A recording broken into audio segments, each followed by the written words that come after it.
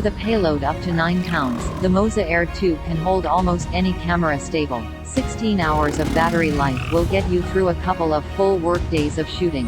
The OLED display just above the joystick shows you the most important information about your gimbal, and you can quickly change your settings on the go. The smartphone app will allow you to have a greater control over everything you do. Retailing for just under $600, the Moza Air2 is a direct competitor to the DJI Ronin-S and the Zhiyun Crane Lab, and it can do this.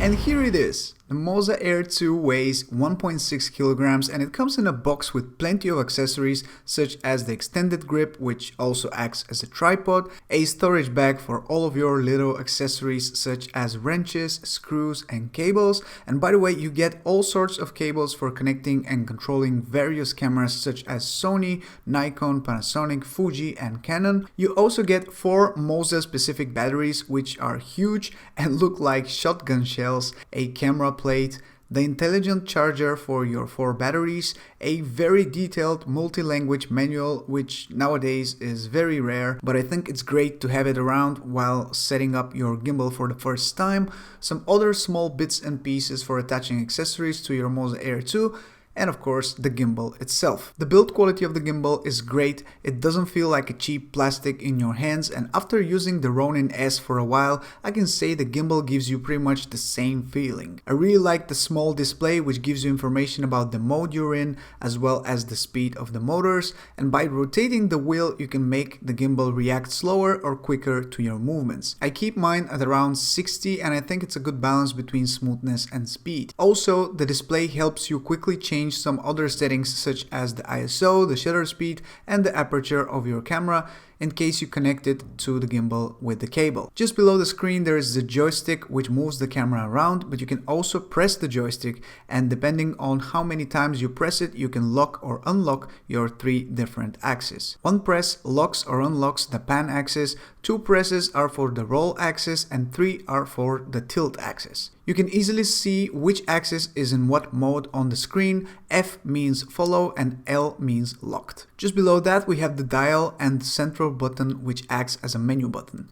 From here you can easily enter the menu and select your camera model, check the calibration of the gimbal and auto-tune the motors or customize the settings for some other modes. On the left you have the M button which switches between the 4 working modes. The biggest difference between these modes is how the focus works. On the right we have the function button. A single press on it will switch between regular and sport mode, which means the gimbal will react quicker to your movements, and a double press on the FN button will put the gimbal into inception mode. Under all of this you have the power button which turns the gimbal on or off, but also acts as a record button if you connect your camera to the gimbal via cable. I like the way you can easily start the recording by using this button, but for some reason sometimes it doesn't work and I have to reach for the actual record button on my camera. On the side we have the gimbal wheel which can also be customized, and you can either use it for adjusting your focus or set it up to control your roll axis. So if you put the gimbal into R working mode and rotate the wheel, your camera will roll to the side. I personally lock my roll axis so it doesn't rotate automatically, but if I want to roll the camera I can use use the wheel on the side, and I think this is a very convenient thing to have. The smart trigger is on the back, and just like the DJI Ronin-S and other similar gimbals, if you hold it, you will lock your axis. Double tapping on it will recenter the camera, and triple tapping on it will turn the camera around for selfie mode. Finally, on the bottom of the handle is the battery compartment where you install the 4 shotgun shell looking batteries. This is my biggest gripe with the gimbal so far, because when the compartment is empty, it opens up very easily, but when there are batteries inside and I'm trying to remove them so I can charge them, it stays stuck and I need to use a coin or a small screwdriver to open it. Personally, I would rather have 1 battery instead of 4, and I would prefer it to just slide in there and not have this bad battery mechanism, because it's really not that user friendly. I just want to quickly point something out. The camera that I've used on the product shots and in the intro is this Canon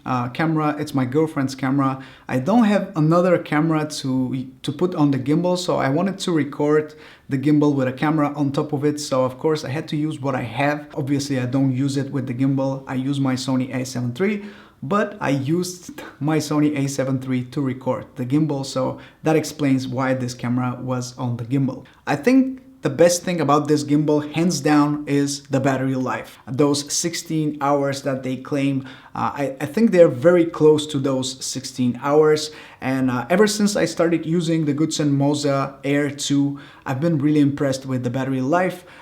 Before I have used the DJI Ronin-S, and it was also amazing when it comes to battery life, but this thing is just on another level. You can be completely comfortable taking this gimbal on a trip with you and being able to record every day for a couple of hours is going to get you through probably a full week of shooting.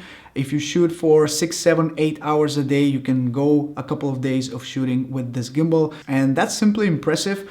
It's definitely something that could make your life a lot easier when you are taking this gimbal for a shoot. The next thing that I really enjoy about the Moza Air2 is the screen. I've never thought something that small could make such a big difference, but honestly, this little screen allows you to see so much information, and with the joystick and with the dial you can quickly change a lot of settings, and you don't even need to use the smartphone app. You don't need to adjust a lot of settings on your camera. You can do it all from the gimbal itself. And I know this could be a huge lifesaver for a lot of people out there, because when you're out in the field and you're trying to get the shot, sometimes missing out because you're tweaking some settings could be a huge problem. So being able to quickly adjust those settings on the fly is something really important, and I'm quite happy with this little display. The next thing that I want to talk about is the smartphone app, simply because it's so well made, it's so well built, and the fact that you can see everything at a glance.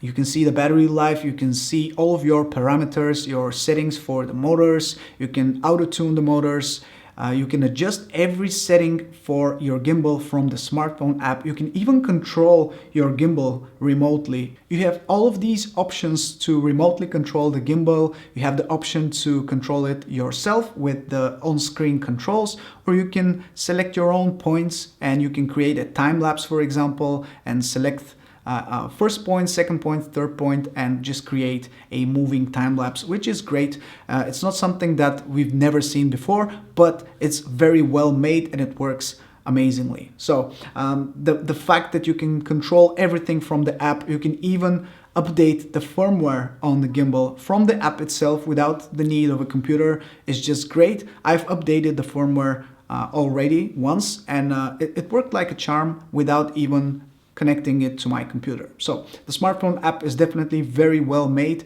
and I really enjoy using it. And finally, I think many people have been complaining about having too many options, having too many settings, having too many modes, and that could be a problem for some people. But for me, I think it's a huge positive thing, mostly because if you want to make the gimbal work for you and for your specific needs, you need to tweak it in a way that works for you. So having the options to adjust the gimbal and make it work for you is crucial, and I actually enjoy having too many options. I enjoy picking the right one for me, and I don't find it a problem. I know some people have been confused by too many options, but once you get familiar with the settings and with the options, you are going to get better and start using the gimbal at its maximum potential. That's why I said that I really enjoy having a manual with me, because everything is well explained in the manual. If you're looking for a specific setting, you can quickly see it in the manual, and you just need to remember how to use it, and from then on you are golden. But of course, no product is perfect, and this one is no exception. So I have a couple of complaints about the Moza Air2, and one of them is, like I mentioned earlier, the battery compartment. For some reason, the battery compartment is really difficult to open, and I almost fear the time when I have to remove the batteries to charge them, because I don't want to break the battery compartment. And I'm not sure the solution that I found with the coin is perfect, but for now it works. I'm just not sure why that keeps happening, because when there are no batteries inside, everything opens very easily. It might be some problem with the batteries themselves. It might be a problem with how I place them inside, but I've tried many times, and I've tried putting them differently, and I still have the same issue. So this is one of my biggest complaints, like I mentioned earlier. Another thing that could be very problematic in the future is the record button not working every single time. I've missed a couple of shots already, because once I connect my camera via cable to the gimbal and I use the record button and I see it working, I don't think about checking the camera if it has started recording or not. And sometimes I think that the camera is recording, and then I press record again to stop recording, and I see that nothing is going on. So I have missed a couple of really good shots because of that. And keep that in mind. Keep checking the camera every single time if it has started recording or not, if you don't want to miss any important shots. And lastly, just like any other gimbal, after using the gimbal for a full day of shooting, it gets quite painful and heavy to carry around. And keep that in mind if you plan to use it a lot, because it's not really that comfortable after a lot of hours of usage. I know the Zhiyun, or however you pronounce it, have this great gimbal that you can carry a lot more comfortably around, and it's I guess it's a lot easier to shoot with that gimbal. So that could be an idea for the future of this gimbal, or for an extra accessory that you can put on top of it or to the side to make it easier to carry around.